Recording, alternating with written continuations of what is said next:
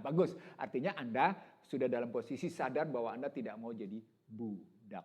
Nanti saya punya ujung nih, kalimat budak itu pada hakikatnya ketemu dengan iya karena budu. Kita hanya jadi budaknya Iya, Allah. Allah. Tapi Jadi, saya nggak mau ke situ dulu, nanti lompatnya kejauhan. oh iya. Lompatnya kejauhan. Kejauhan. Jauh ke jauh.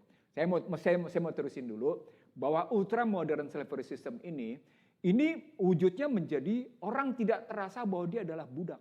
Dia ditundukkan sedemikian rupa oleh aturan-aturan yang sesungguhnya dia tidak tahu apakah memang aturan itu menyelamatkan dia atau tidak. Misalnya, Anda disuruh menjaga jarak dengan orang lain karena curiga, ini jangan-jangan OTG nih.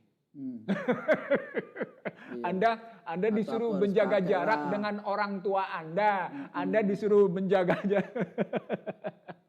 Loh,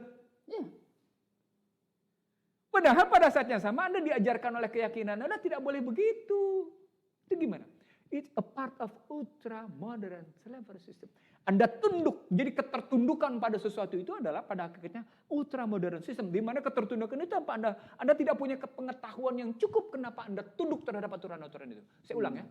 Anda tidak punya pengetahuan yang cukup untuk memenuhi ketertundukan itu. Untuk melakukan ketertundukan itu.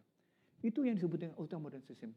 Sama seperti Anda menikmati riba. Jadi ini seperti di apa ya? Kayak disirep, apa disirep bahasa? Sihir lah. Tapi sihirnya sih, loh gitu. Kalau pakai dikendam, disirep, iya. ini. Loh kalau pakai bahasa Al-Quran, ikuti saja. Kalau pakai bahasa Al-Quran, sihir memang. Sihir. Dalam bahasa modern itu tadi ilmu pengetahuan. Ini kita balik lagi ke zaman Fir'aun ya. Iya.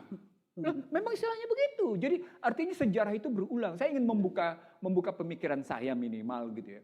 Bahwa suka tidak suka, situasi akhir di abad 20, dekade kedua abad 21 posisinya, dan kemudian masuk di posisi 2021, kita dalam situasi global yang sesungguhnya menggambarkan ultra modern slavery system. Kenapa? Karena indikator sederhana, yang bangkit terhadap situasi sekarang, perusahaan IT, perusahaan farmasi, perusahaan makanan, coba. Ya. Itu kelihatan di situ.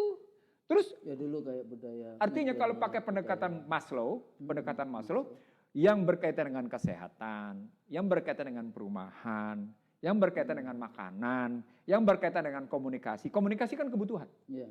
Fashion termasuk juga. Termasuk di dalamnya posisinya. Pakaian itu udah pasti kalau itu. Itu semuanya tumbuh di situ. Tapi yang di luar itu ambruk. Artinya apa? Artinya korporasi-korporasi global sadar betapa pentingnya mendominasi, menguasai, menghegemoni public goods atau public services. Maka negara patut ditundukkan, gitu tesisnya Husnul.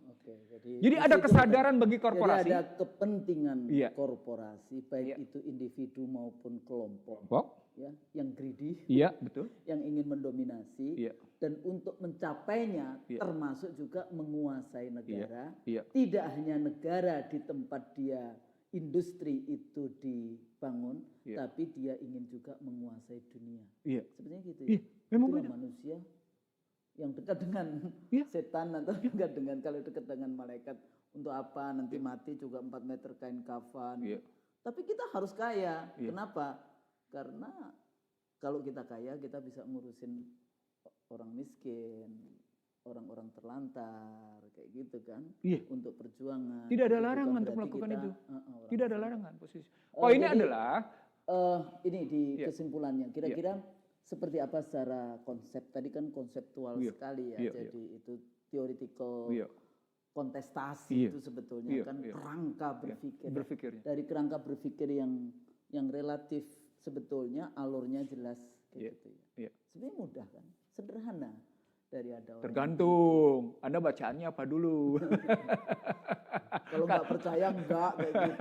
Saya karena belajarnya itu ya dengan banyak perspektif. Ada yang belum saya sebelum sampai pada posisi pada simpulan, ada yang tadi saya sampaikan ke Husnul, biar pemirsa IC the risk